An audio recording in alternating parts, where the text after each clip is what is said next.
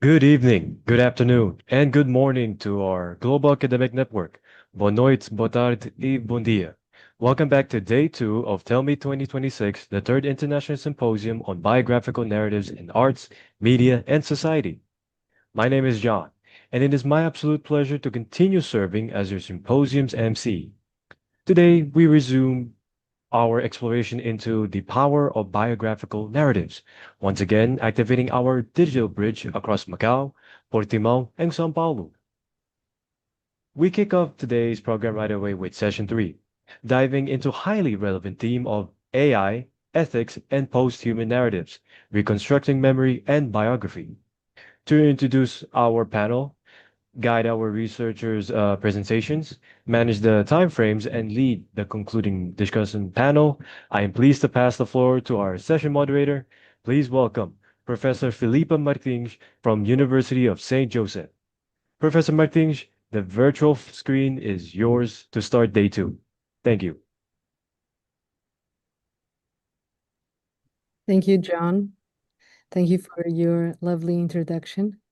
Good morning and good afternoon to all of you. Welcome back to our second day of the Tell Me 2026. And I will not repeat some of the words that I was going to. And so I would like to welcome you all to the session, which is AI Ethics and Posthuman Narratives, Reconstructing Memory and Biography. This panel focuses specifically on pressing questions of our time.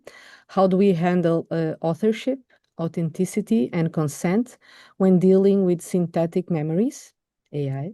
We will explore the tension between algorithmic processing and human memory, from deconstructing silent histories to the provocative and poignant concept of artificial immortality. Today we will have three main speakers in this session, and one will be Pedro Andrade, who will discuss critical and ethical AI in the deconstruction of marginalized life stories. We will have Célia Palma and her colleagues that are Isabel Cristina Carvalho and Miriam Tavares. However, Célia will be the one talking, where she will present on visual counter-narratives of the feminine mediated by generative AI. Marcia Groth, who is already here with us as well as Pedro Andrade. Thank you for being here. Who will guide us through the technological and performative quest for artificial immortality and grief boots. As you might guess, each presentation will feature a video developed by the author, and we will follow each presentation with a dedicated discussion period only after the presentations, okay? We are now going to focus on the AI ethics and posthuman narratives, and it will take around more or less 30 minutes, the video presentations, and then we will have 10 minutes at the end for posing questions. So if the guests and all participants would like to enter a discussion, please go ahead. So without further ado, let's begin our exploration and discuss memories and biographies as reconstructions. Okay, thank you. Good morning and good afternoon.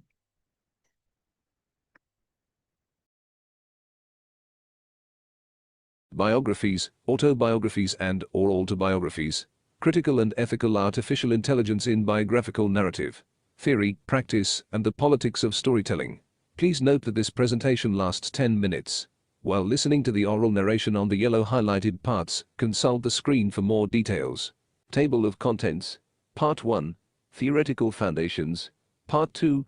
Types of Biographical Narrative. Part 3. Augmented Methodology. Part 4. Sociological Comics. Part 5. Conclusion. Part 1. Theoretical Foundations. The Autobiographical Pact and Its Limits.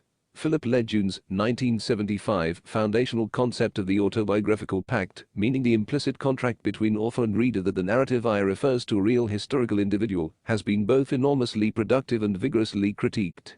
Feminist scholars such as Sidney Smith and Julia Watson, 2010, have demonstrated how the autobiographical pact was historically anchored in a masculine Western literate subject, systematically excluding women, colonized peoples, and non-literate communities from the canon of proper life writing. Introducing autobiography. The concept of autobiography was firstly defined by Pedro Andrade in the essays shown on the screen. Autobiography names a distinct but understudied biographical practice, the individual or collective narration of lives other than one's own, with particular attention to lives rendered invisible, disposable, or unspeakable within dominant cultural economies. Autobiography is thus more than a descriptive category. It is an ethical and political orientation, theoretical lineage and who autobiography addresses. Critical and ethical AI. A framework. The integration of artificial intelligence into biographical research is not a neutral technological upgrade. It replicates and potentially amplifies existing biases in data, representation, and knowledge production. A critical and ethical AI for biography must therefore be grounded in explicit normative commitments. In particular, see these sections: fairness and non-discrimination, transparency and explainability, consent and sovereignty, epistemic justice. Part 2. Types of biographical narrative. For example, documentary biography is understood as the life narrative constructed through non-fiction audio, visual or textual means. It occupies an important generic position between journalism, historiography and art. Bill Nichols, 2001, identifies the documentary as a discourse of sobriety that makes claims on the real world and thereby carries ethical obligations that fictional narrative does not. When documentary turns to biography, these obligations intensify. The filmed or recorded subject becomes both evidence and witness. In particular, see these sections: oral history documentaries, photo documentary, biography and AI-assisted documentary. Comparing autobiography and autobiography. The relationship between autobiography and autobiography is not simply a difference of who writes self or other, but a fundamental difference in the epistemological and ethical stakes of the biographical act. The following comparative framework is inspired on the work of Smith and Watson, 2010, Kauser, 2009, and the tradition of disability life writing to map the key dimensions of this distinction. Displaced memories and diasporic autobiography. Displaced memory signifies the fragmentation, loss, and recovery of biographical memory across historical ruptures, such as migration, genocide, occupation, and environmental disaster. This is one of the most significant and least adequately theorized areas which we can relate to autobiographical practice. Marianne Hirsch's 2012 concept of post-memory provides a central theoretical framework. This notion means the transmission of traumatic biographical memory across generations, mediated by imagination and creative practice, rather than direct experience. See displaced memories stages on the screen. Part 3. Augmented methodology. Example: participatory action, research and autobiography. Participatory action research, PAR, is associated with Paul Frey's 1970 Pedagogy of the Oppressed and developed within the social sciences by Orlando Falls-Border, 1987, Robin McTaggart, 1997, and Bud Hall, 2005. This is the methodological tradition most aligned with the ethical commitments of autobiography. PAR treats research participants not as objects of inquiry, but as co-producers of knowledge, blurring the boundary between researcher and researched in ways that have direct biographical implications. See Principles in Biographical Research on the screen. Urban transformation and biographical displacement. Lisbon data. Reading the data biographically. This chart tells a biographical story in aggregate. As short-term tourist rentals, Airbnb, expanded dramatically in Lisbon from 2015 onwards, the long-term residential population of historic central neighborhoods, such as Moraria, contracted. Each departing resident represents a biographical rupture, a life built in and around this place, severed from its spatial anchors. AI-assisted corpus analysis for biographical archives. The application of natural language processing, NLP, and machine learning techniques to large biographical archives offers significant research possibilities, from identifying narrative patterns across thousands of life histories to detecting the systematic underrepresentation of specific biographical subjects in historical records. The following approaches are particularly relevant to this debate. See details on the screen. Part 4. Sociological comics. An interactive app example. Sociological comics is a hybrid genre that talks about social processes via comics stories. It may take the form of a sociological research through a story that includes theories, questions, hypotheses and empirical field work, or simply narrate an individual or collective autobiography as a research-driven storytelling practice, e.g., a comics story about the collective autobiography of migrants and their opposite alter agents, that is, post-colonial tourists. For more details, consult site Hermodita, heritages, urban media arts and cultural tourism. For other digital artworks, consult the screen. The method of sociological comics. The production of a sociological comics work employs participatory action research and visual sociology, combined with the formal requirements of sequential art production. Observe the screen for a diagram outline that depicts the key stages of this methodology. Part 5. Conclusion. Summary of key findings. Towards a critical, ethical, and socially just AI for biography. Note these sections on the screen. Biography is a site of power. Autobiography is an ethical imperative. AI offers genuine possibilities and serious risks. Sociological comics is a methodologically rigorous genre. In fact, it offers a unique contribution to biographical research by embedding empirical sociological methods within a publicly accessible and effectively powerful medium, democratizing both the production and reception of biographical knowledge. This last concept was analyzed by MacLeod, 1993, Sausonis, 2015, Sacco, 2009. Future directions. Research agenda. The following research agenda emerges from the analyses and case studies presented in this debate. It is offered not as a closed program, but as a set of orienting questions for scholars, practitioners, and policymakers engaged with the future of biographical research in an age of AI. As for sociological comics as academic genre, academic journals, publishers, and research funders need to recognize sociological comics as a legitimate and peer-reviewable genre of academic output, creating incentive structures and editorial competencies to support its development as a major mode of biographical scholarship. See also, community-controlled biographical AI, multilingual and multimodal biographical AI, regulatory frameworks for biographical AI, recommendations for practice. For biographical researchers, always conduct an explicit power analysis of your biographical subject selection, who is included and who is excluded, and why. Adopt community validation as a non-negotiable step in any autobiographical project. Use AI tools as analytical assistants, not as biographical interpreters. Maintain human accountability for all narrative and analytical judgments. Document the limitations of AI tools as part of your methodological reflexivity, not as a footnote. Explore sociological comics and other visual methodologies as vehicles for public engagement with biographical research. Ethical principles. A charter for critical AI in biographical research. In synthesis, and drawing on the theoretical, methodological, and empirical work of this debate, we propose the following charter as a starting point for the development of professional and institutional standards for critical and ethical AI in biographical research. See details about these principles on the screen. Glossary. Some examples. The following glossary defines some principal theoretical concepts employed throughout this debate. Definitions are designed to be accessible to interdisciplinary readers across the social sciences, humanities, and digital ethics fields. For instance, an autobiography may be defined as an individual or collective narrative about the life of another person or persons, particularly those on social, cultural, or political margins. Distinguished from biography by its explicit ethical orientation, autobiography is conducted in conditions of solidarity, accountability, community consent and co-authorship, attending to the power asymmetry between narrator and subject. Closing reflections. Towards a biographical justice. This debate has argued, from multiple theoretical, empirical, and methodological angles, that biography is never merely a record of a life. It is always also a political act, an assertion of whose life matters, whose story deserves to be told, and who has the authority, the tools, and the institutional legitimacy to tell it. In the age of artificial intelligence, these political dimensions of biography are not diminished. They are amplified, accelerated, and rendered more consequential than ever.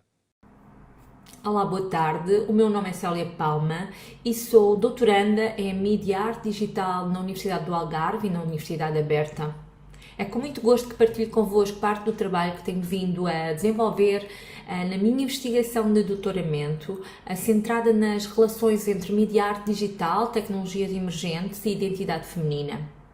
Este artigo foi desenvolvido em coautoria com as professoras doutoras Isabel Carvalho e Miriam Tavares, que integram a minha equipa de orientação e a quem agradeço todo o apoio e acompanhamento ao longo deste percurso. A comunicação que apresento intitula-se Investigação baseada na prática artística, mediada por inteligência artificial generativa contra narrativas visuais do feminino. O estudo parte de uma reflexão sobre a forma como a inteligência artificial generativa tem vindo a transformar os processos de criação artística e, ao mesmo tempo, os modos como as imagens são reproduzidas, representadas e interpretadas nas culturas digitais. Durante a minha apresentação poderão visionar a videoarte Invisibilidades no Feminino, na sua versão 3, na sua componente imagética, enquanto apresento os principais resultados do estudo. Vemos hoje que os sistemas de inteligência artificial participam cada vez mais na produção de imagens e ecossistemas visuais. No entanto, estas tecnologias não são neutras. Muitas vezes acabam por reproduzir padrões culturais já existentes, incluindo estereótipos associados à representação da identidade feminina. A partir desta questão, desenvolve-se parte da minha investigação, que procura perceber de que forma a prática artística, em diálogo com a inteligência artificial, pode contribuir para criar contranarrativas visuais sobre a identidade feminina. Narrativas mais críticas, fragmentadas e mais próximas da memória, da experiência e da subjetividade. O projeto foi construído através da combinação de diferentes elementos: arquivos etnográficos, imagens geradas por inteligência artificial, videoarte e memória cultural. Um dos aspectos centrais do trabalho foi a utilização de materiais recolhidos por Michel Giacometti, especialmente a imagética das mulheres, vozes e cânticos femininos, da série Povo que Canta. Estes arquivos foram importantes porque permitiram trazer para o presente memórias e experiências ligadas ao universo feminino, isto é, resgatar as memórias, funcionando quase como fragmentos de memória coletiva. Ao mesmo tempo, estes elementos foram colocados em diálogo com imagens produzidas através de modelos generativos, como o uso da plataforma Runway, na sua versão 3 e 4. No entanto, o processo não foi automático, apesar da utilização de imagens geradas por inteligência artificial, existe um trabalho contínuo de seleção, curadoria e recomposição visual. A recomposição visual foi utilizada de forma intencional, precisamente para questionar as representações fixas e normativas da identidade feminina. Ao longo da investigação tornou-se evidente que os sistemas generativos tendem muitas vezes a repetir modelos visuais dominantes. Por isso, uma parte importante do projeto passou também por problematizar criticamente estas imagens e perceber de que forma a prática artística pode introduzir desvio, fricção e resistência dentro destes sistemas. As contranarrativas visuais, que procuram justamente desafiar os modelos hegemónicos de representação, funcionam como novas formas de construir imagens e narrativas, criando espaço para as experiências historicamente invisibilizadas. A prática artística assumiu assim uma dimensão de ativismo e resistência simbólica. Outro conceito importante desenvolvido no artigo é o de coautoria híbrida ou agência partilhada. A ideia é que a criação artística deixa de ser entendida como resultado exclusivo da ação humana. A obra passa a surgir da relação entre artista, algoritmo, memória cultural e contexto tecnológico. No entanto, isso não significa que a inteligência artificial substitua o artista. Pelo contrário, a investigação defende que a inteligência artificial funciona mais como uma extensão do processo criativo, uma ferramenta de medição e experimentação, do que como um agente autónomo. O foco deixa de estar apenas no produto final e passa também para o próprio processo criativo. Os erros, os desvios, as escolhas e as relações que vão surgindo entre humano e tecnologia. Este estudo dialoga ainda com perspectivas feministas e pós-humanistas, como Donna Haraway. Estas abordagens ajudam a pensar a criação artística como um processo relacional, situado, interdependente, onde humanos, tecnologias e arquivos culturais se relacionam de forma interdependente na criação, na produção de significado O projeto parte da ideia de que o conhecimento nunca é neutro. Toda a criação e toda a observação acontecem a partir de um determinado contexto, experiência, posicionamento. A memória, a subjetividade, a fragmentação e a experiência pessoal deixam assim de ser vistas como limitações e passam a ser entendidas como formas legítimas de produção de conhecimento.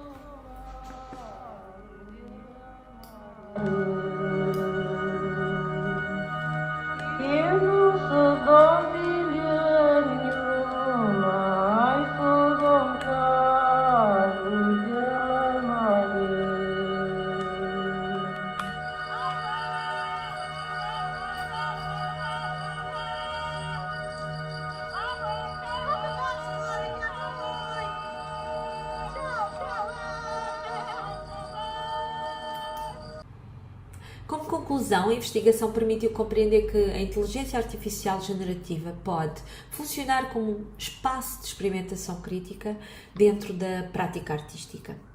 Por um lado, os sistemas algorítmicos tendem a reproduzir modelos normativos e estereótipos visuais, mas por outro também podem ser utilizados de forma crítica para produzir deslocamentos, recomposições, contranarrativas visuais. O projeto Invisibilidades no Feminino procurou exatamente explorar esta tensão. A conclusão do estudo destaca que a inteligência artificial, a generativa, não substitui a autoria humana, mas promove formas de coautoria híbrida entre artista, algoritmos, arquivos visuais e contextos de recepção. A investigação demonstra ainda a dualidade dos sistemas generativos, capazes tanto de produzir recomposições visuais como de reproduzir padrões normativos associados ao feminino. O artivismo surge como estratégia crítica de resistência simbólica, recorrendo à recomposição imagética, aos arquivos etnográficos para produzir contra-imagens e contra-narrativas visuais. O estudo reforça assim o potencial da média arte digital como espaço relacional e de investigação crítica, capaz de problematizar as dinâmicas de visibilidade nas culturas digitais e de repensar as relações entre arte, tecnologia, memória e representação.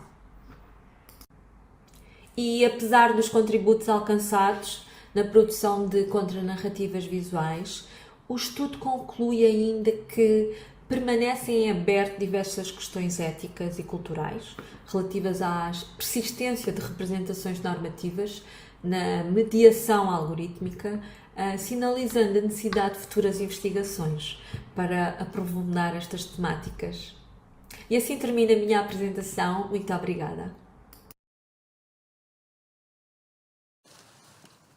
Hello everyone, I'm sending online greetings to all participants and organizers of the Tell-Me conference. My name is Martina Groth and I'm an academic, researcher, curator, posthumanist and futurologist. The title of my speech is Transcending One's Own Finitude Towards Artificial Immortality. Aging accompanied the bodily fragility, dependency and declining health constitutes a prelude to inevitable death. Humanity has grappled with this condition for centuries. Today, however, researchers across disciplines, including biology, chemistry, physics, genetic engineering, are developing increasingly sophisticated tools capable of manipulating genes and cells in order to treat disease, extend lifespan, and improve quality of life. Technology is playing an even more significant role in these processes. In 2011, futurist and Google AI visionary Ray Kurzweil predicted the advances in artificial intelligence and medicine could bring humanity to a point at which aging will no longer be irreversible and science would begin recovering more life than we biologically lose.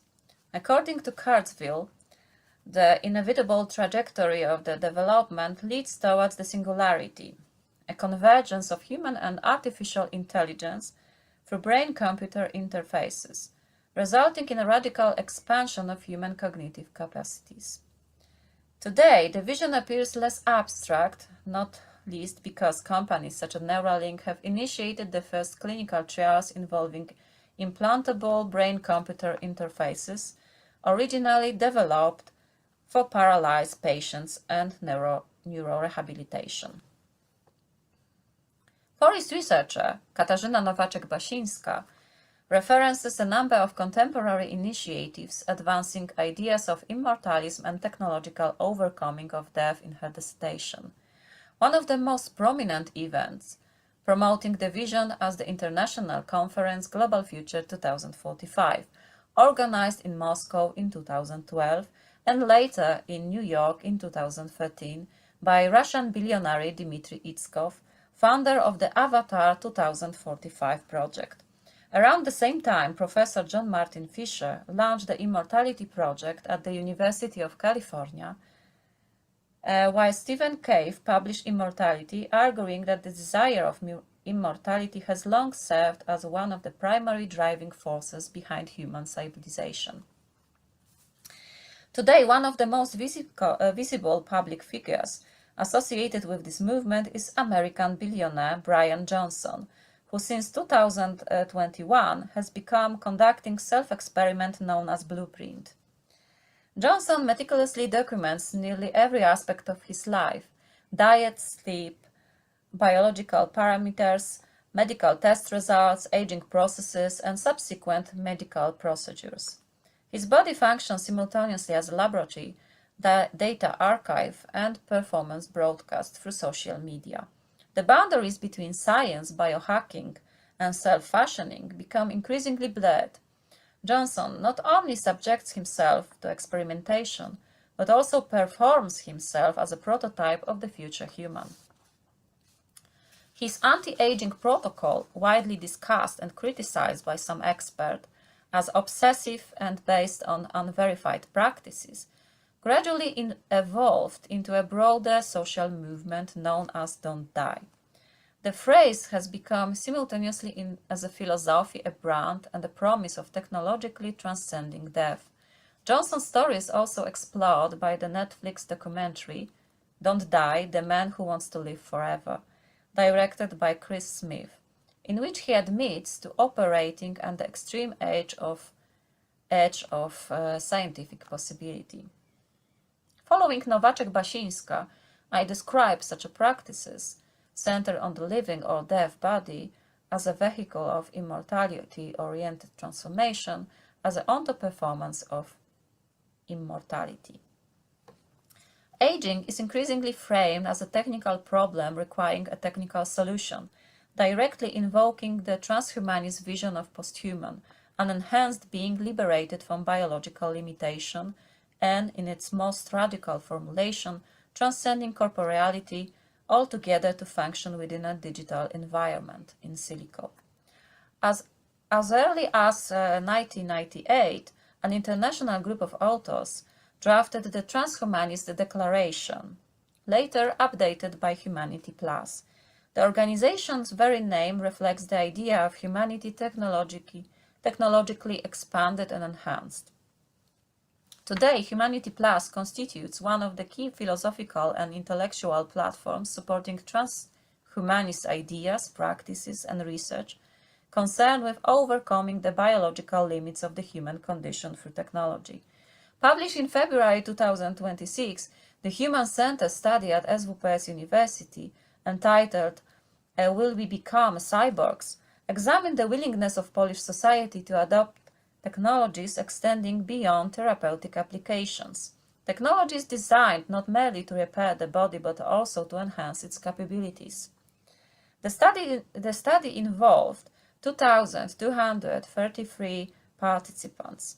The findings revealed a relatively high level of acceptance for body-modifying technologies, ranging from approximately 25% to as much as 67%, depending on the specific technology, particularly among younger responders and men. The strongest support was expressed for medical technologies, and those improving quality of life, while intervention effectively affecting consciousness and identity receive the lowest acceptance, though approval levels remain surprisingly high even in this category. Brain-computer interfaces and the prospect of direct brain-to-internet connection generated particular controversy. 26% of women and as many as 36% of men declared support for such technologies. These results might be interpreted as symptomatic of the gradual normalization of transhumanist vision of human-technology interaction and integration. Previously confined largely to science fiction imaginaries. At the same time, the study highlights the urgent need to deeper ethical reflection concerning autonomy, physiological integrity, and the social consequences of technologically modifying the human body and mind. Another technological strategy for extending human presence after death involves platforms, digital reanimation, in the form of avatars such as LifeNow, EternityMe, as well as more advanced conversational systems characterized by interactivity and immersion, including, for example, the Roman Mazurenko bot and that bot created by James Vlahos. Here, digital immortality is reconstructed from preserved personal data, voice recordings, messages, photographs, digital archives, and traces of online activity. Its nature is numerical and disembodied. Binary code becomes a language of communication. The interface of an application or software environment functions as a stage of representation. Bodily mediality is replaced by electronic mediality. The development of artificial intelligence has significantly advanced the generation of so-called grief bots, digital simulation of deceased individuals, making such a system increasingly sophisticated and potentially more wide accessible. These techno-mourning services have attracted particularly strong interest in the parts of Asia. At this point, I would like to examine the use of digital resurrection within the performing arts from an example of grief bots realized with the participation of AI by Polish Theatre Kombinat in Wrocław. The subject of this theatrical technological simulation was Natasza Czarmińska, a composer, a poet, singer, and numerologist, who died in 2004. She was privately the mother of the boat designer Dawid Sypniewski. Her personal archive, audio recordings, documentary films, and radio broadcasts served as the narrative foundation of the performance, lending the experiment emotional authenticity and credibility. At the same time, the performance did not attempt to create a total illusion of bringing the deceased back to life. Natasza's voice was performed by Ewa Baraniecka, much like an actor embodying the theatrical role. Within the symbolic body of the deceased mother appeared as a puppet covered with a sheet. It occupied the stage along with a live actor Paweł Palcat, portraying a son unable to reconcile himself with loss. The dramaturgy was based on the script written by Agnieszka Wolny-Hamkało, yet the inclusion of the bot introduced an element of partial improvisation. The technological entity never responded in exactly the same way twice. In the second part of the performance, audience interaction was also enabled, ensuring that each staging remained unique. Narratives of grief, unresolved mourning, and the relationship between body and soul were accompanied by immersive visual projections, including textual records of AI interaction generated through prompts. The performance simultaneously explored the ethical boundaries of the use of personal history of the deceased person through the new technologies by relatives, artists, or researchers.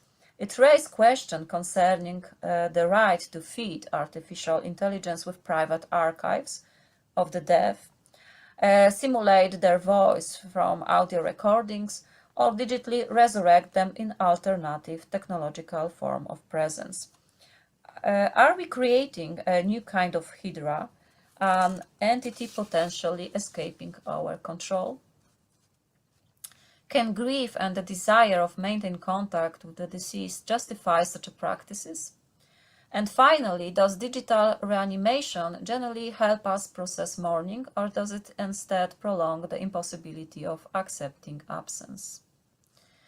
The contemporary practices of digital artificial immortality outlined above may be understood as emerging forms of biographical narration and performative posthumous presence. Two principal trajectories become visible here. On the one hand, embodied onto-performance grounded in the technological modification and optimization of the living organisms, and on the other, digital reanimation based on algorithmic continuation of human presence after death. Both trajectories reveal the increasingly complex status of the human subject in the age of advanced technologies and shift the boundaries between life, death, memory, and simulation. Across the expanding horizon of technological possibilities, we encounter both practices of bodily hybridization, aimed by progressively enhancing and extending the body, and in the radical visions of even transcending biological embodiment altogether in silico, and strategies of cryopreservation after death. Simultaneously, an increasing number of digital resurrection services and tools are emerging, enabling the simulation of the deceased and the continuation of a relational and narrative continuity beyond biological life. Consequently, biography no longer functions solely as an archival record of the past. It increasingly becomes a dynamic, performative, and algorithmically reproduced process of present, continuously reactivated through data, interaction, and artificial intelligence. Thank you.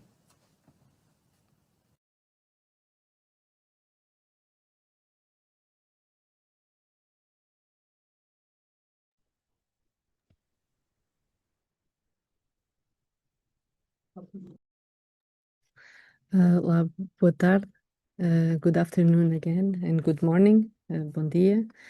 Thank you very much to the speakers, Pedro Andrade, Célia Palma, and Martina Roth.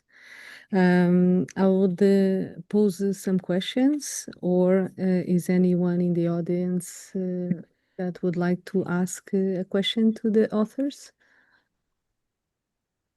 Maybe I can put a question. Please Okay. go ahead, Pedro. We all know that the prompts may be understood as a new genre of writing. And my question is, how can women propose a novel way of writing their own memories by trying to decodify or decode this way of writing which the prompts allow us to do? So I believe this is for Célia Palma. Yeah, of course. I'm sorry, for Célia Palma. Yeah. I think Isabel Yeah. is here. Good morning. Thank you so much. Celia wasn't unable to participate in real time, so I will try to address this question. It is a very interesting question. In this process, it was like a daily questioning. We were working with these prompts, and we were always questioning the results and how it was expressed, the interaction that we want to transmit. And but it was always like a constant dialogue, mentioning, no, we don't want to be represented in this way because we have this message that we want to transmit, or we have these issues that we want to address. So it was also very demanding discussion between us and the machine. Thank you so much for your notes and yeah, thank you. Anyone else has questions for Isabel, for Pedro, or for Martina? No? I would also like to pose a question to you, Isabel, and to your team. And I will read my question and you let me know. If the creative process is now a distributed agency between the human artist, the algorithm, and cultural archive, how does this fundamentally shift our traditional understanding of artistic authorship and specifically women authorship, right? So how do you actually see this? Do you understand my question? Yeah. I think I understood. Well, it was very challenging, the whole process, because this artwork it keeps sorry, I missed the word, progress. It's a work in progress because for now it's on the fourth version, and we are always testing in different contexts. We brought these different three versions to different schools, and we discussed with different students, with different publics. We discussed it with the students in more earlier age, and also with different women with different ages. And so we want to understand how they were receiving the interaction. So the prompt, and also it's always involving this feedback that we were getting. So it's not a closed or ended process. It is always like a result of our discussion and questioning. So it's not we cannot say that it's an end process, because we are always getting some different questionings, some different approach, but we see that this trigger questions, this trigger the way that the kids saw, for example, their grandmothers, or they trigger questioning, and this is our one of our intentions. Okay. Thank you, you. Felipe. Thank you, Isabel. And nice to see you, by the way. So I have one question also for Pedro, and I would like to pose a question if no one else has a question, so I can go ahead. I want to know a little bit about okay, Professor Edérito, please, if you like to go first. Yeah, always trying to avoid ask questions because let's give some time to the audience. But I have a question to Pedro, especially about some of the definitions there. You use this alter biography definition. Will you elaborate a little bit more about this alter biography definition? Especially because your article is quite detailed, but I would like to hear from your own words and perhaps in short sentences a definition about alter biography. I know about what is alter ego. Alter biography is something interesting to hear about it. Okay. Okay. So on a structural, thank you for your question, Derito. And on a structural way or optics, an autobiography is a life story, is the narration of a life story of another person, of the other, of an alterity, and mainly people that are in some way marginalized in the society, like women, migrants, disabled people, with retired people, etc.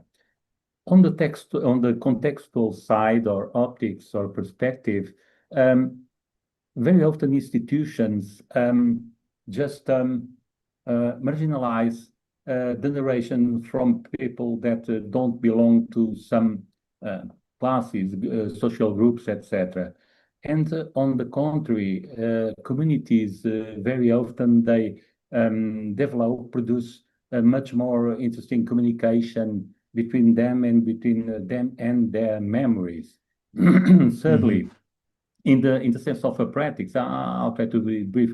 In the sense of the practice of the actions, everyone should have access to this narrative, both as a subject and an object, and at the same time, they should co-produce, co-write these narratives, not just a researcher. And finally, taking what we call in sociology the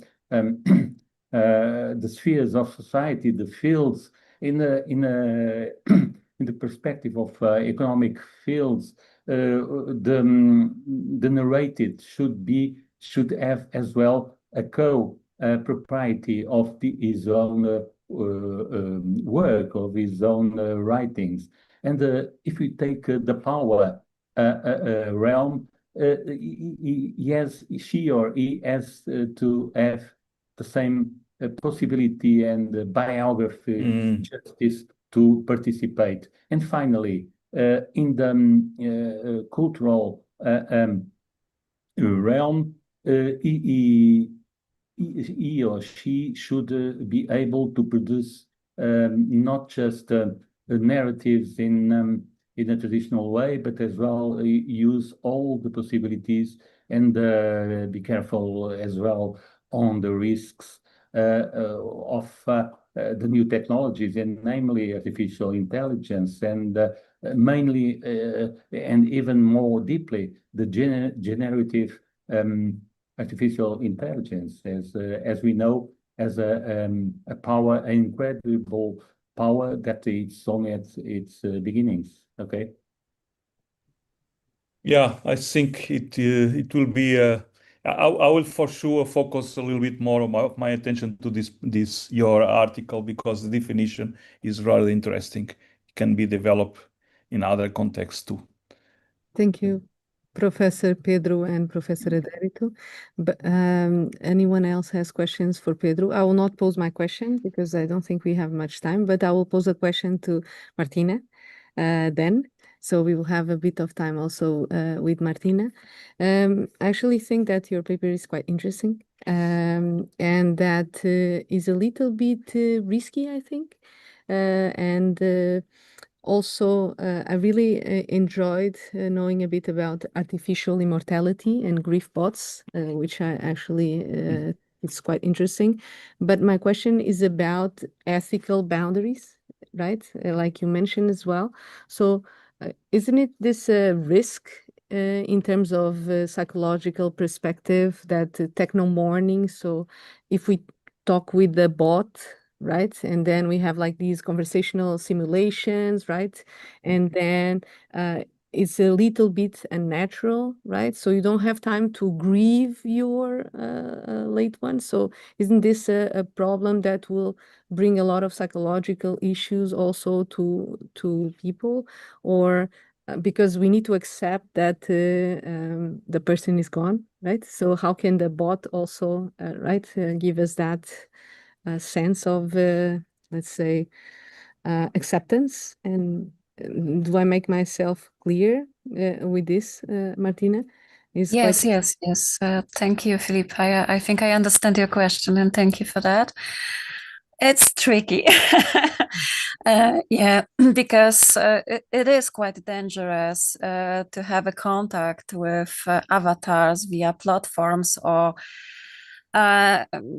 feed the artificial intelligence with our private personal recordings or films, or any of our digital footprints, because it's our privacy. Let's say it clear, and it also can lead us as a, let's say, people who wants to reconnect with our dead people, with our dead father or dead mother, led us to the obsession and to paranoid states and re-traumatize us also. From the mental health perspective, it's not good to do this digital resurrection or digital creatures like avatars or grief bots. And ethical question, it's boundaries of privacy. It's it's our everyday life, because we are using internet and we are leaving footprints and we are leaving also some traces of our activities in digital environments. So it's impossible to not do it. But do we have a right to use it? I think that in the theater, when we experimentize with AI and it's transdisciplinary collaboration between artists and researcher and programmers and AI specialists, it's interesting. But in everyday life, it can be dangerous, and it's I'm not a huge fan of transhumanists. Let's say I'm post-humanist, so yeah, maybe I will finish in this, It's a this difficult, sentence. a difficult topic. So I would like to thank the authors for presenting. Yeah. And thank you also for responding to the questions. If anyone else has a question to the authors of the papers that were just presented in this session, we can have 1 minute, maybe, if you would like. Or I'll give the word to John. So anyone has a question? No one? Okay, so John, I think that we have finished this session. So now we will have a break and then we will come back for session 4. And I hope that you enjoy. So see you later. Okay, guys. Thank you. See you later. See you. Thank you. Thank you very much, Professor Filipa, and all the speakers of session 3. It is such a profound discussion on the intersection of artificial intelligence and human memory. So now let us have a quick break, around, let's say, 10 minutes, and we'll be back on session 4. Thank you.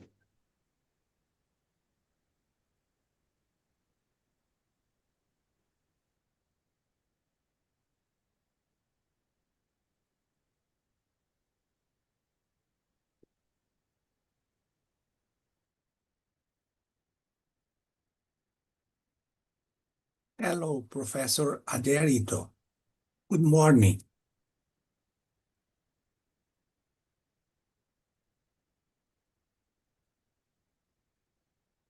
Olá, Jamir.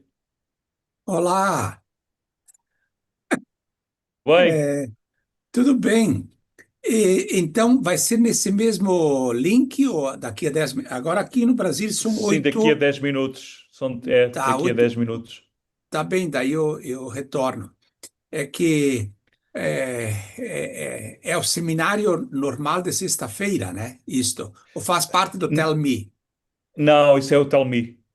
É o Tell Me, que está a Ai, decorrer. mas professor Derito, Tell Me não é em outubro?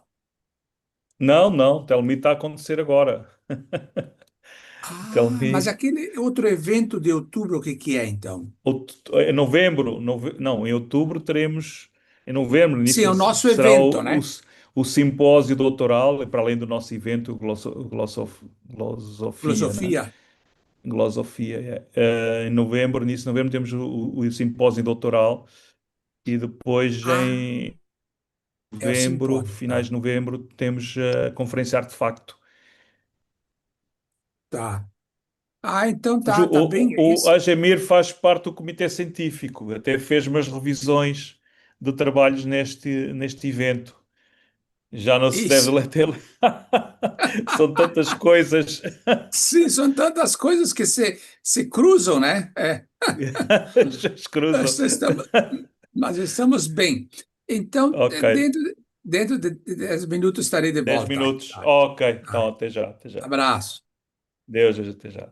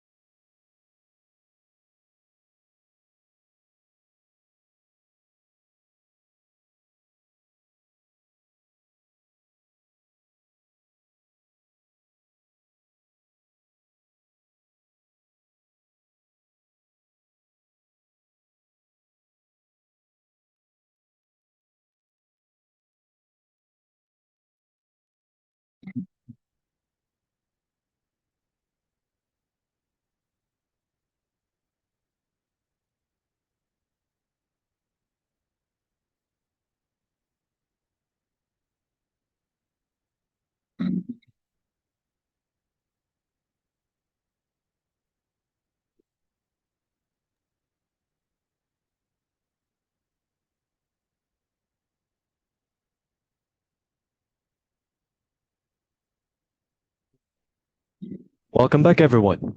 So we move immediately to session 4, titled Archives, Gender, and Artistic Practices as Cultural Resistance. So in this academic track, we will be fully guided by our next session moderator, who will steer the presentations and lead the audience to the Q&A panel. I will now pass the digital floor to Pedro Andrade, permanent researcher at Universidade Católica Portuguesa. Professor, the floor is yours. Thank you. Hello, welcome to session 4, Archives, Gender and Artistic Practices as Cultural Resistance.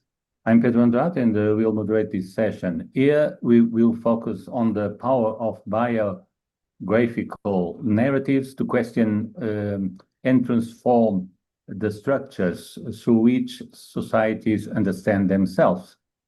We examine here the archival silences and the institutional erasures or forgetting that have historically marginalized women's voices and creative legacies. By revisiting mediated family archives and artistic treasures in Portugal, Brazil, and Bangladesh, these papers demonstrate how biographical storytelling serves as a vital act of resistance against cultural violence and historical neglect. Our panel includes Afsana Sharmin, discussing the cultural conditioning and the gendered expectations in South Asian television melodrama. Secondly, Nazlian Cruz, I hope I spelled well this name, analyzing biographical construction through the mediating family archive of Larry Sultan. And thirdly, Thaisa Dili presenting on the reconstruction of absent feminist artistic narratives in Portugal and Brazil. Finally, Emilia Simão and Ana Clara Roberti will share how media art students are reframing the legacy of artist Henrique Silva. And each presentation will feature a video developed by the author. And all videos will last 30 minutes. After that, a dedicated discussion period of around 15 minutes will start. Please take your notes and prepare your questions while viewing the videos. Without further ado, let's begin our exploration and discuss these artistic practices as cultural resistance. Okay, we may see the videos for this session, please. Hello everyone, this is Afsana Sharmin, Assistant Professor, Fashion Studies Department, BGME University of Fashion and Technology, Bangladesh. Today I will present my paper titled Her Endless Trial, Feminine Perfection, Biographical Narratives and Cultural Violence in Indian Television Serials Consumed in Bangladesh. This presentation examines how Bengali and Hindi television serials shape feminine expectations and emotional behavior through repetitive melodramatic narratives. Let's head to the research context. Out of my long time observation, I have decided to develop this paper, but I strictly maintained 5 years data in this paper.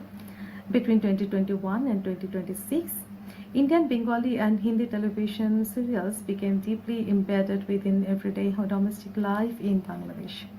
Due to the decline of long-running Bangladeshi television serial culture, audiences increasingly shifted toward Indian satellite channels such as Zee Bangla, Star Jalsha, Star Plus and Zee TV. These serials are especially popular among female audiences and influence not only entertainment preferences but also emotional behavior, domestic expectations, clothing practices, rituals and interpersonal relationships too.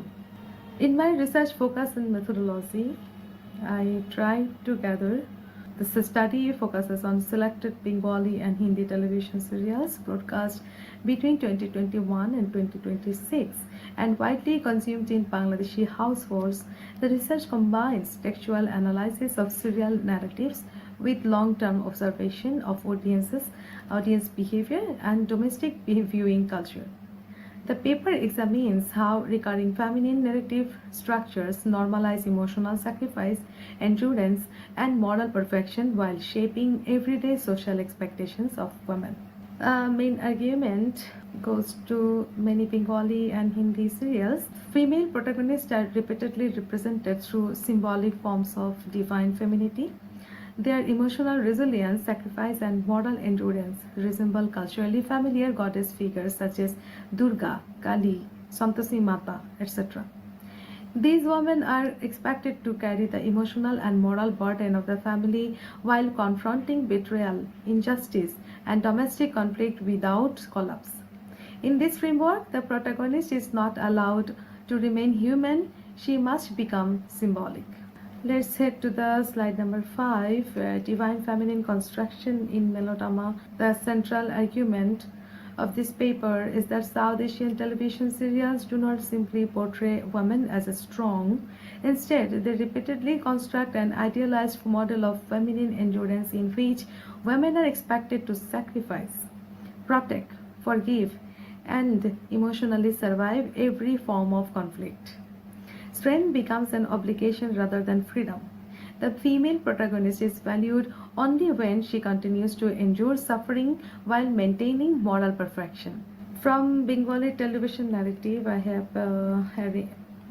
selected some certain serials like Porinita, Jagodhatri, Neemfuler Modhu, Kone Dekha Alo, etc. Those female protagonists are repeatedly placed within emotional and domestic trials. Their success is never enough. They must continuously prove themselves through sacrifice and endurance. In Porinita, even after securing educational and professional success, the protagonist Parul is still judged through some domestic performance and obedience.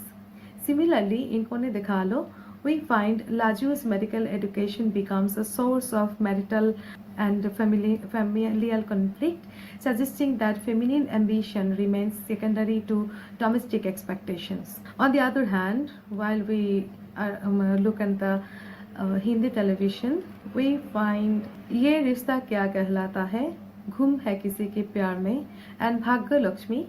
Women are repeatedly represented as emotional caretakers and moral protectors of family structure. Their value depends on sacrifice, patience, and devotion. At the same time, female relationships are frequently shaped through rivalry, jealousy, and emotional competition. Rather than confronting patriarchal system directly, women are often positioned against one another within domestic and romantic conflict. Important observation is women are repeatedly positioned against other women rather than against patriarchal structures. So this is very much complicated. Cultural violence through melodrama. When we are talking about it, these serials repeatedly normalize emotional suffering as feminine virtue. Women are expected to tolerate injustice, preserve family harmony, and sacrifice personal ambition for others. At the same time, female relationships are often structured through rivalry and distrust. Mothers-in-law and daughters-in-law, sisters-in-law, and female romantic rivals are repeatedly positioned against one another. Men are rarely represented as emotional competitors in the same way. Through repetition, melodrama transforms conflict and sacrifice into culturally accepted expectations of womanhood. Biographical narratives and real-life influence. This is the main point where I'm talking. These serials function as distributed biographical narratives. Through repetition and long-term exposure, audiences begin to internalize the emotional and behavioral structures presented on screen. Television influences family relationships, marriage expectations, emotional communication, rituals, and feminine identity within Bangladeshi domestic life. The narratives move beyond fiction and become socially recognizable. Behavioral models. In this way, melodrama operates not only as entertainment but also as a form of cultural conditioning. Okay, lastly, I came on to my conclusion. To conclude, South Asian television serials shape gendered social expectations through repetitive melodramatic structures. Female protagonists are repeatedly constructed through sacrifice, endurance, emotional labor, and moral perfection. This narrative normalizes the expectation that women must continuously prove their value within family and society. Through repetition, melodrama becomes a form of cultural conditioning that influences both imagination and everyday social behavior. Therefore, media literacy becomes essential for critical understanding how these narratives shape collective perceptions of womanhood. I hope you all understand my point, and let's talk more about it. I wish the presentation would be the live session so that I could collect some questions too. But it's okay. While the video presentation, maybe we will be present there. I will expect your judgment on my paper or your views on the research. Thank you so much. Hello, everyone. My name is Nazlıhan Kuruş. I am a PhD researcher at the University of Porto, and today I will be discussing Larry Salton's seminal work, Pictures from Home, to explore how family archives are not passive repository of the past, but active sites where the autobiographical meaning is generated.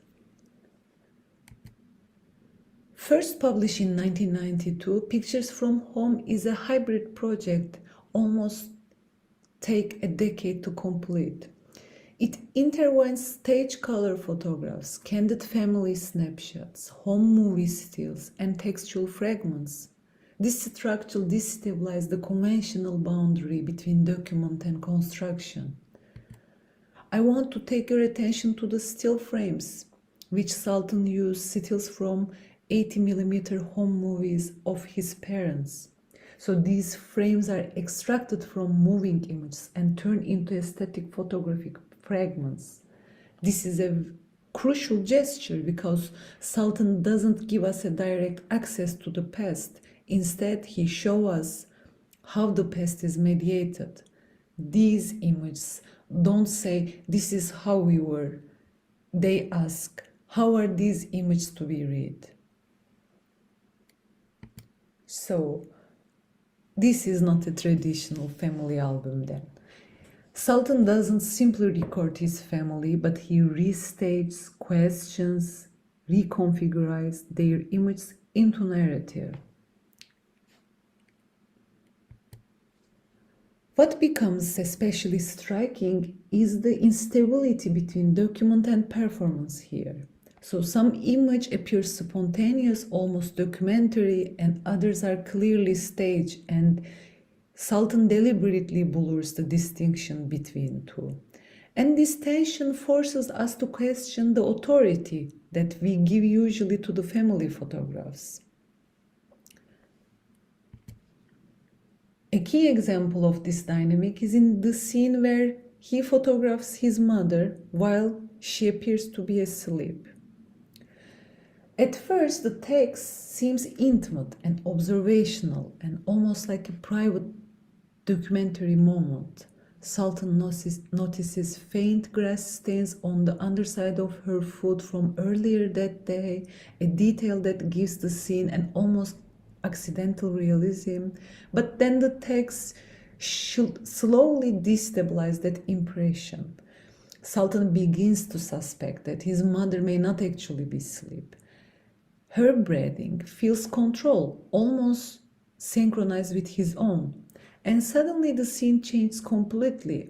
So what first appeared to be an act of unilateral observation becomes something reciprocal.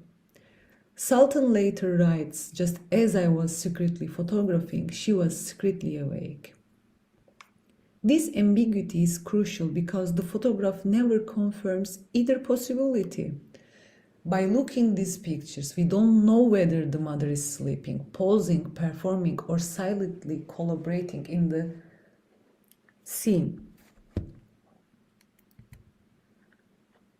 This ambiguity can be understood through Marianne Hirsch's concept of the familial gaze. So for Hirsch, family photographs do not involve a simple one-directional act of looking. Looking circulates. Sultan looks at his mother. His mother may already be aware of being seen, and we as viewers become implicated in that exchange as well. The image therefore destabilizes the boundary between observer and observed. And at the same time, the scene also recalls Roland Barthes' idea of photography as that has been. As we all remember, for Barthes, every photograph testified to the existence of something that once stood before the camera. But Sultan complicates this photographic certainty. In this image, presence never fully became stable. And the photograph never resolved this tension, neither text. Meaning remains suspended between document and performance, between evidence and construction. In this sense, the instability of the image begins to mirror the instability of memory itself. Now let me bring this into the present. We must consider how Sultan's analog practice speaks to our contemporary digital culture. Today we live in an era of algorithmic creation and AI-generated images. However, there is a fundamental rupture. While Sultan's work remains grounded in what Roland Barthes called that has been, which is implying an indexical relation to reality, AI-generated images often have no lived experience, lived reference. They are produced, not captured. And this invites us a critical question. If there is no prior moment to which the image points, in what sense can it still be understood as memory? Can the relational dimension of photography persist in the absence of human reference? What makes Sultan work especially important here is that participation and relationality still remain possible within the photographic encounter. His mother may resist, collaborate, perform, or remain ambiguous, but an AI-generated figure cannot participate in its own representation. So Sultan's uncertainty, was she awake or asleep, is precisely what AI tries to eliminate, but maybe that uncertainty is not a failure of memory. Maybe it is what makes memory ours.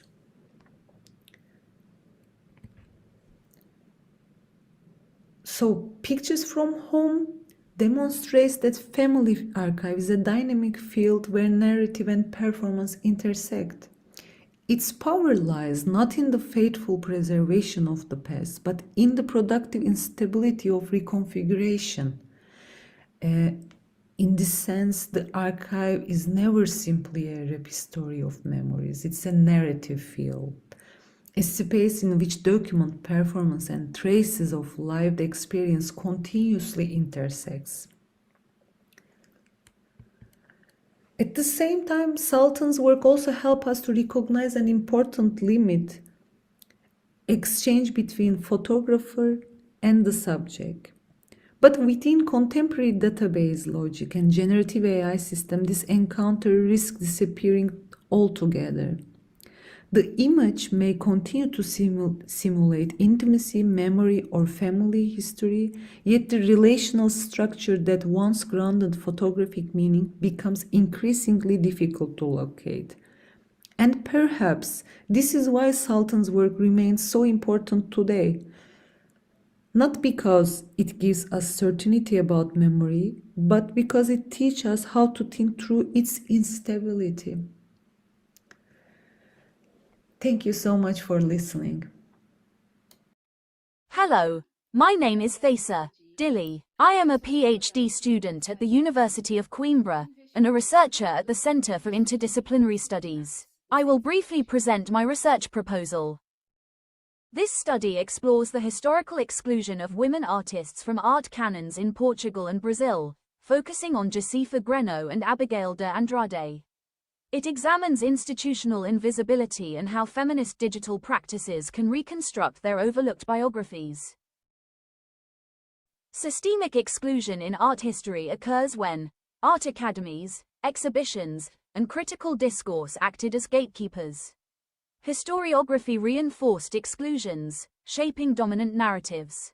Invisibility manifested as partial erasure, Abigail de Andrade, or structural absence, Josefa Greno. Combining feminist art historiography with artistic research, this study reconstructs artists' trajectories. A practice-based digital project creates a fragmented biographical archive, highlighting gaps as narrative strategy. One of Brazil's first recognized academic women artists, Abigail de Andrade gained initial acclaim for still life paintings. However, her legacy was later diminished and erased from canonical narratives due to societal constraints and personal circumstances. Despite artistic achievements in Paris and Portugal, Josefa Greno's career was overshadowed by personal scandal and effectively excluded from Portuguese art historiography. Her case exemplifies structural invisibility and archival scarcity. In this regard, we believe that reinterpreting absence in art history is important because invisibility of both artists is structurally produced, not incidental. Digital Art Project transforms absence into a critical narrative strategy, exposes lacunae and omissions, inviting critical engagement with historical knowledge. Nevertheless, we recognize that invisibility is a multifaceted challenge. Invisibility operates across production, genre constraint, archival omission, and historiographical neglect. Requires critical attention to structural, institutional, and epistemic conditions. Integrates feminist historiography, visual analysis, and digital strategies for future scholarship. So, what are we aiming to achieve with this project? The study proposes a prototype in the form of a digital artistic project that acts as a fragmented biographical archive highlighting gaps and absences in the histories of women artists Josefa Greno and Abigail de Andrade. However, it does not present the full practice or an actual exhibition. The intended outcome is to offer a conceptual and methodological framework that uses absence as a narrative strategy, encouraging critical engagement with institutional invisibility without delivering a finalized curatorial presentation. This prototype serves as a foundation for future development of more comprehensive digital and feminist art historical interventions. Our research proposal and methodology consist of 4 phases. Phase 1: Feminist Art Historiography. Deep dive into historical exclusion frameworks. Phase 2: Practice-based approach. Developing a digital art project for reconstruction. Phase 3: Digital archive creation. Fragmented biographical archive highlighting gaps, silences, and discontinuities. Phase 4: Experimental narrative framework. Utilizing absence as a significant historical condition.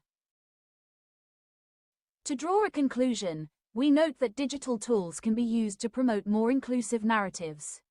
Here are some points to consider. Digital media addresses historiographical gaps, integrating diverse sources. Nonlinear, fragmented forms reflect complexities of historical reconstruction. Challenges dominant epistemologies, promoting inclusive modes of representation. As Linda Nochlin says, it seems likely that the answer to the question of why there have been no great women artists lies not in the nature of individual genius, or the lack thereof, but in the nature of certain social institutions and what they prohibit or encourage among various classes or groups of individuals. Thank you very much. See you later.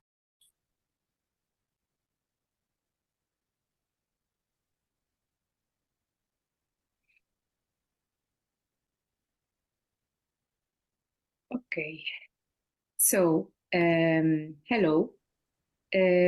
We are Emilia Simão and Clara Roberti, and we are pleased to present our communication Reframing an Artist's Legacy, Media Art Students' Narratives Inspired by the Art of Henrique Silva. This presentation introduces an experimental and pedagogical and artistic project developed with the students of Multimedia and Arts from Portugalense University in Porto, Portugal. This experiment explores interpretation, mediation, and continuity of artist legacy across generations. First of all, we would like to present very fast Henrique Silva.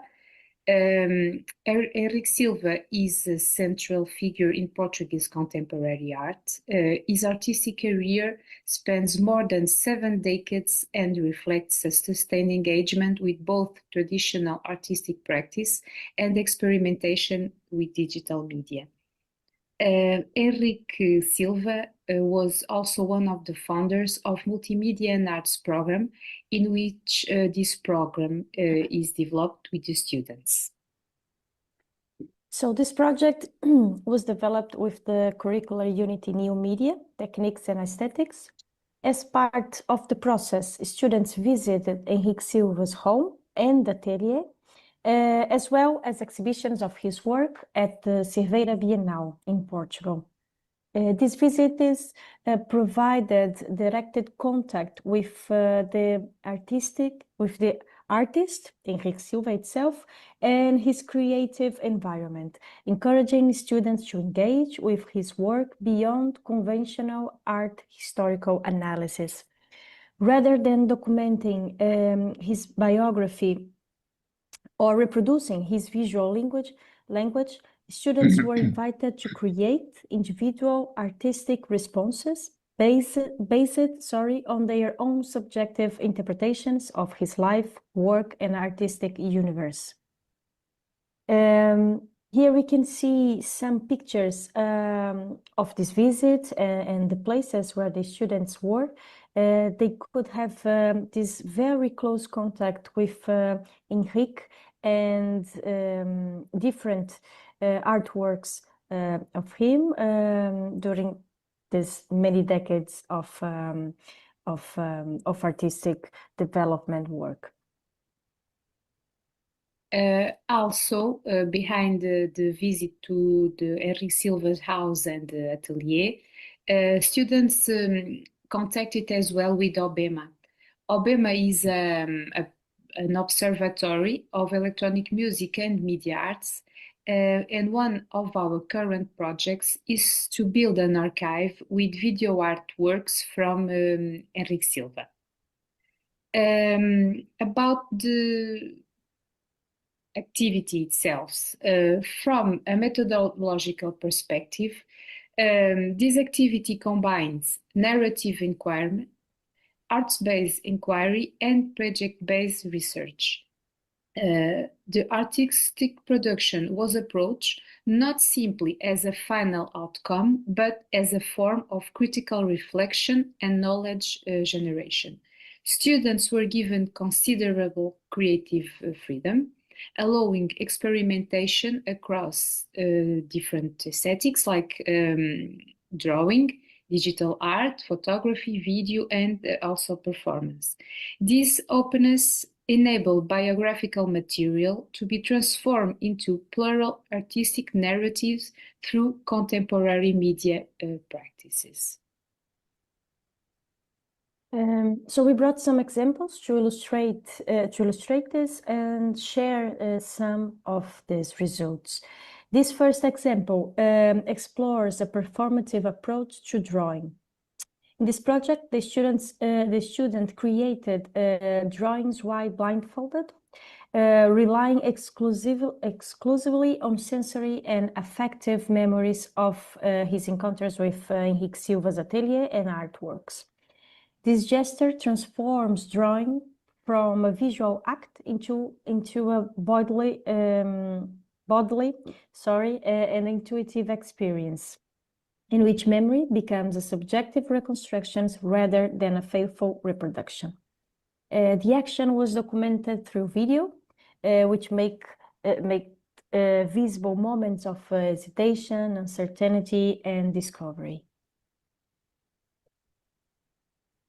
In this other example, a digital work was created based on a specific image of Henrique Silva's original work. The student reworked the photographic material through digital collage and image manipulation, creating hybrid composition situated between documentation and reinterpretation. The project demonstrates how archival material can be reactivated through contemporary media practices, allowing artistic legacy to circulate with a new aesthetic and technological context. Unlike the previously mentioned examples, this digital composition was constructed from multiple visual layers from different works from Henrique Silva. Each layer functions as a relatively autonomous visual space, developed independently but articulated with a fragmented final composition. Through accumulation and remediation, the work preserves traces of the original reference, while at the same time is transforming them into a new visual narrative. Across these different works, a common aspect emerges. Artistic biography becomes an open field for interpretation rather than a fixed historical account. The project also highlights the importance of intergenerational dialogue within media arts education. By engaging directly with Henrique Silva and responding creatively to his legacy, students actively participate in this reinterpretation and continuity. This demonstrates how legacy as artists can remain dynamic, evolving through mediation and creative transformation. So I believe it was a very enriched experience to all of our students. Yeah. The analysis Family of photo. exactly the family photo, this precious souvenir that we have from this visit. The analysis of these students' works shows how different artistic strategies can generate singular readings of the same artistic trajectory, reinforcing artistic creation as a space for critical interpretation and meaning making. Rather than preserving legacy through repetition, this project suggests that legacy remains alive through reinterpretation and reinvention. Thank you. And that's it. Thank you for hearing us and for telling me to the organization of this conference. Hope to see you soon. Thank you. Thank you all. Bye.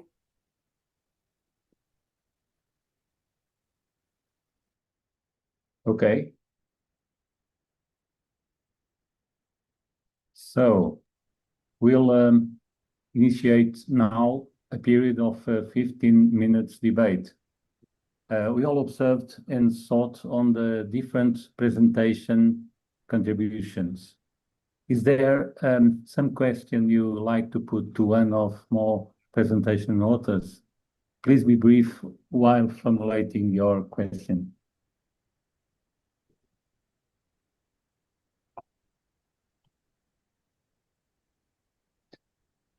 Well, if not, and maybe while you think on the question. Yes, I have. Yes, I have, Okay. Pedro. Okay, go on. Yes. Thank you. Only to start the discussion. I hope the more people from the audience will ask also questions because it's the idea of these presentations. I would like to ask the authors from the first presentation, Endless Trial. I don't know if they are present here. No, Afsana Charming.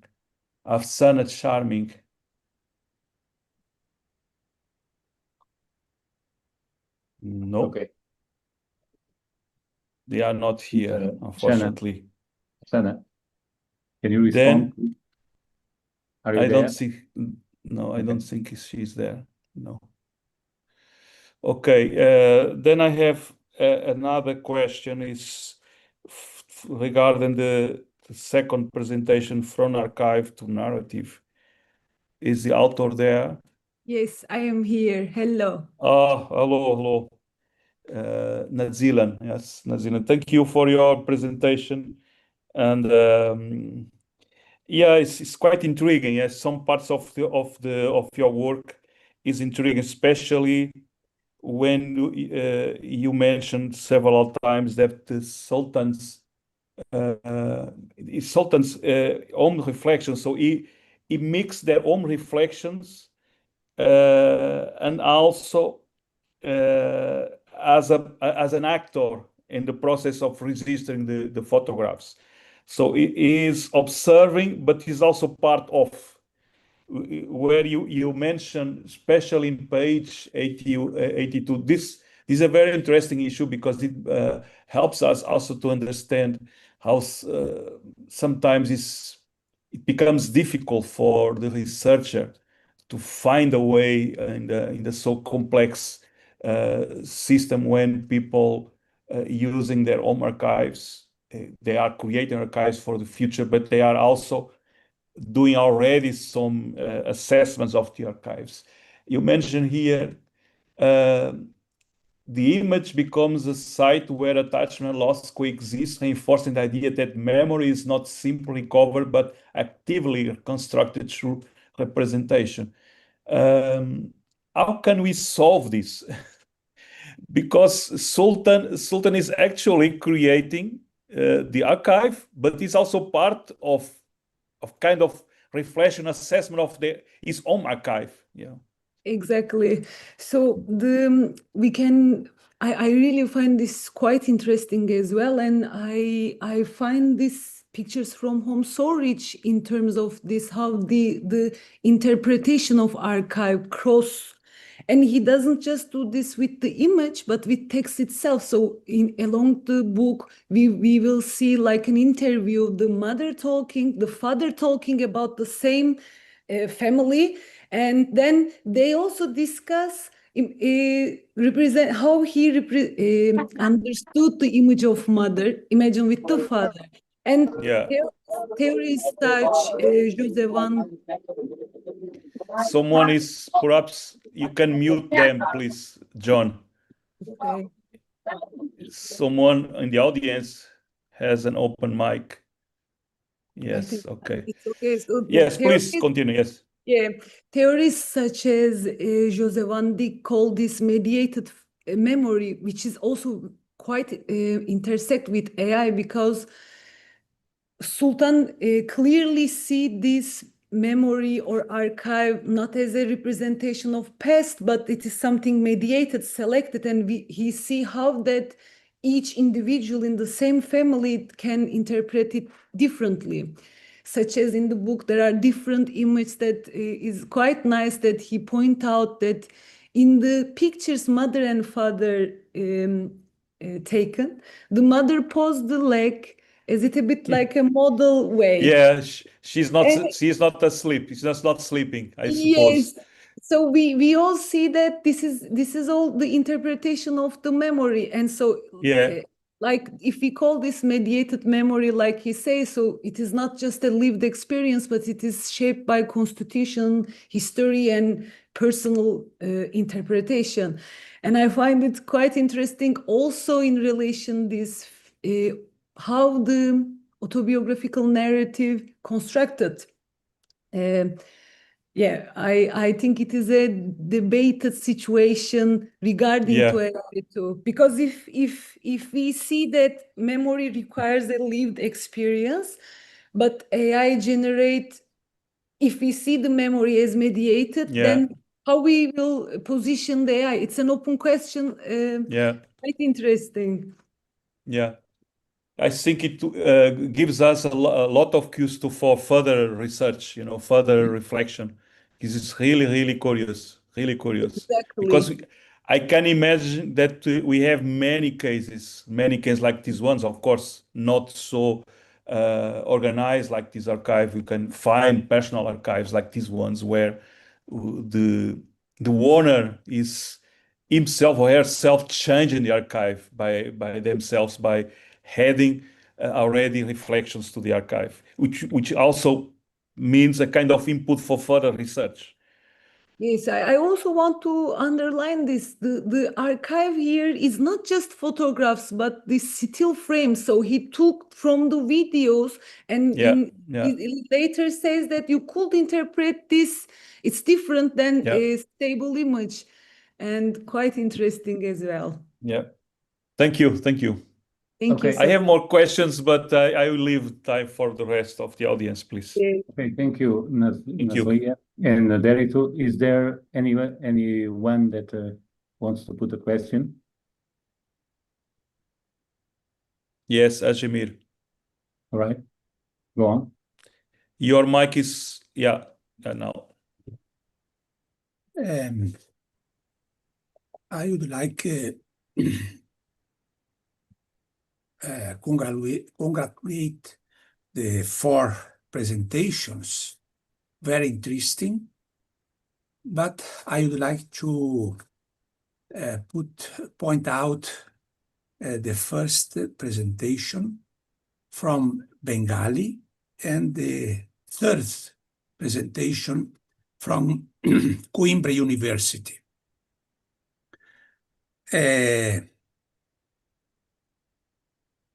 I think that the problem of historical conditions, the both presentation show us the historical conditions as a historical tension between exclusion and inclusion. For example, the model of perfection that the television serials presented in India, the women need to construct a tolerance injustice, and so on. And the narrative of Coimbra says that we have a systemic exclusion. The invisibility, absence in art and history. This is a historical condition, a historical exclusion, and the fragmentation of narratives. I think here we have a methodological problem of mediations narratives. I don't know how we can find out what kind of narratives can help us to surpass this contradiction, this historical condition of exclusion of women. I don't know how we can say some comments or other problems. Thank you. Thaisa, can you answer that, please? Sim, vou responder em português porque eu fico mais tranquila, né, de falar em português. Desculpa para as pessoas. Bom, eu acredito que eu compreendi o que o professor questiona e, assim, eu não tenho uma resposta. Eu estudo isso, eu estudo, né, a exclusão sistêmica e como contar essas narrativas, como apresentar ao público ou contar essas histórias que são fragmentadas. Nesse artigo eu trago uma proposta que é justamente para discutir essa metodologia. Não é um trabalho que eu já tenha apresentado enquanto exposição ou quanto trabalho pronto, mas é uma proposta e eu trouxe para discutir justamente pelo meu interesse em estar ouvindo outras pessoas, porque eu tenho esse problema também, que muitas histórias de artistas que eu gostaria de estar contando e eu não é nem a questão de não ter acesso aos arquivos, é não ter esse arquivo, que é o caso da Josefa, por exemplo, em Portugal, que muitas obras de arte dela não são públicas, são mantidas em arquivos privados, então a gente não tem acesso, e muita documentação se perdeu depois, acredito, né, que depois que ela foi internada, enfim, o período que ela passou no hospício. Então, assim, eu não tenho uma resposta concreta para como contar essas histórias, mas eu tenho essa proposta de como eu gostaria de contar essa história. A minha ideia seria apresentar exatamente a falta de arquivo. E eu sei assim, que apresentando teoricamente fica um pouco difícil de imaginar. Eu até tentei fazer alguns protótipos, mas não saíram muito bons, não consegui fazer a tempo de apresentar aqui para o congresso. Mas a ideia é colocar em ênfase exatamente as partes que estão faltando. Nós temos partes contadas das histórias dessas artistas, num framework digital, que a minha proposta é justamente em estar utilizando mídias digitais para poder apresentar histórias que não são contadas, ou histórias que temos pouco acesso à informação sobre aquelas artistas, e de alguma forma destacar, ou seja, por um frame escuro, ou seja, pela falta de frame ou algum corte nessa mídia, mas a minha ideia é colocar visível o que está invisível. Bom, assim, desculpa não responder diretamente a sua pergunta, professor. Okay, thank you. Thank you. And Azimir. Sorry. Do you want to excuse me. answer? No, Azimir? thank you, Thaisa. I think this is very. I don't want a solution. This is a question, a problem, because I think the both narratives point out the historical fragmentation, the historical silence and exclusion. But in other side, I think the narrative has a very important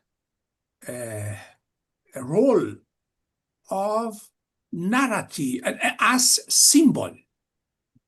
The art that we are debate and the presentation here has a determination of symbol. The symbol is in opposition of fragmentation. Fragmentation point out or make explicit the reality, but the other side, we need to think. This is the role of humanities, philosophy especially, or other sciences also, anthropology, the symbolic narratives. It means a totality. This is, I think, this condition, this tension or contradiction that we need make it explicit. And maybe we can to work in this sense the new horizons meaning. Okay, thank you very much again, Azimir and Thaisa. Unfortunately, we have to finish, so it's almost 1 hour. Well, if there isn't any more questions, I'm closing this session. And now we'll have 1 hour break for dinner, lunch, or breakfast, depending on your location. And we'll retake the works with keynote number 3 by Ricardo Alexino Ferreira from the University of São Paulo, Brazil. This will take place at Macau, time 21 o'clock or 9 p.m., Portimão time 14 o'clock or 2 p.m., and São Paulo time 10 o'clock or 10 a.m. Thank you very much for your participation. See you in the next sessions. Thank you. So maybe we can clap to all our participants. Okay.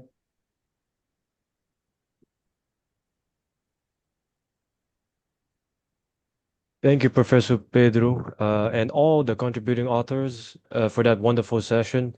And as Professor mentioned a while ago, we'll be back for 1 hour. And just to clarify, that is 1 hour in Macau, that is 21. Portimão, that is 14. And São Paulo, that is 10 a.m.